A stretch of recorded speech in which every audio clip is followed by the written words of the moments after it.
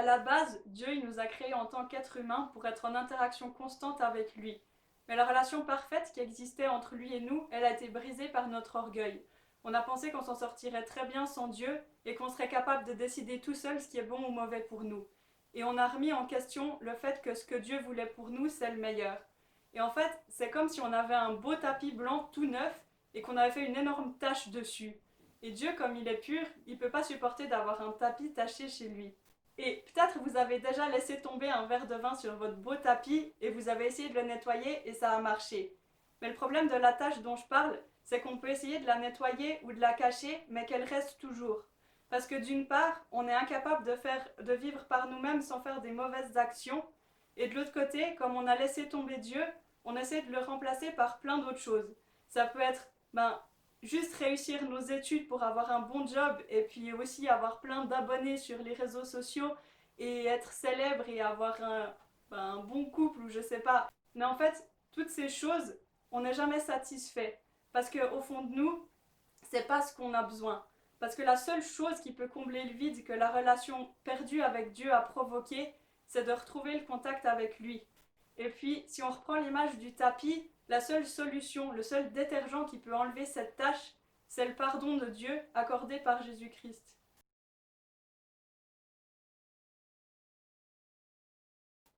Il y a 2000 ans, Jésus est venu sur terre et a vécu une vie parfaite. Étant le Fils de Dieu, il a vécu parfaitement en accord avec Dieu. Puis on l'a crucifié, et c'est en mourant qu'il s'est ramassé toute la colère de Dieu, afin que nous n'ayons pas à la supporter. Il est mort tout seul pour que nous n'ayons jamais à nous sentir seuls. Personnellement, c'est quelque chose que je sais depuis que je suis toute petite, mais j'avoue que parfois j'oublie à quel point ce que Jésus a fait il y a 2000 ans impacte encore ma vie tous les jours. Parce que quand je sens que je m'éloigne de Dieu, je peux prendre un moment pour me retrouver dans sa présence, dans un endroit calme, et je sais que le pardon de Dieu va ôter ce qui me fixait contre lui. Son pardon va briser ce mur qui s'était élevé entre Dieu et moi, pour que je puisse de nouveau avoir cette relation avec Dieu que Jésus a tant voulu quand il est mort sur la croix.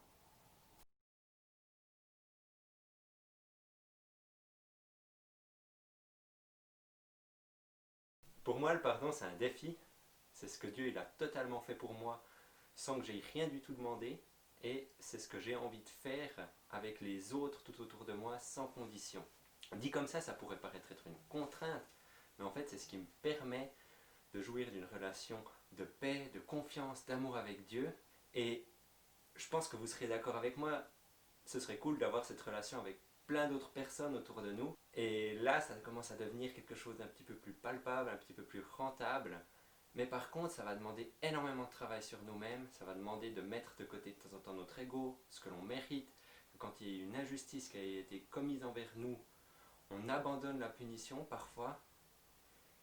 C'est défiant, mais on peut tout le temps regarder à Dieu, regarder comment est-ce que Dieu m'a pardonné, regarder ce que Dieu me donne, et il va aussi me donner de l'aide pour faire ça, pour pardonner, et je peux que faire pareil. C'est dur, il faut apprendre, mais au final, ça en vaut extrêmement beaucoup la peine.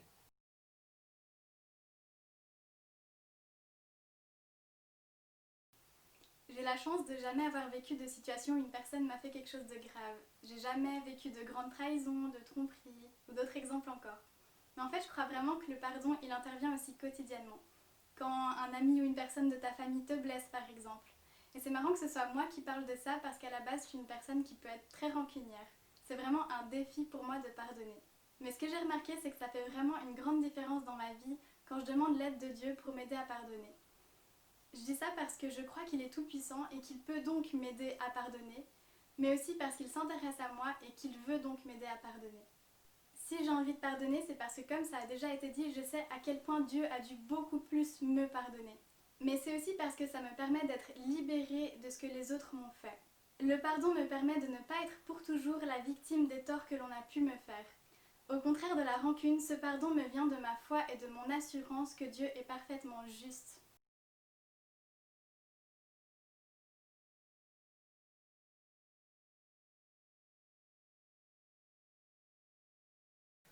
C'est la fin de cette première série du Big Questions Project 2020. On espère que ça a pu vous encourager et susciter des discussions intéressantes.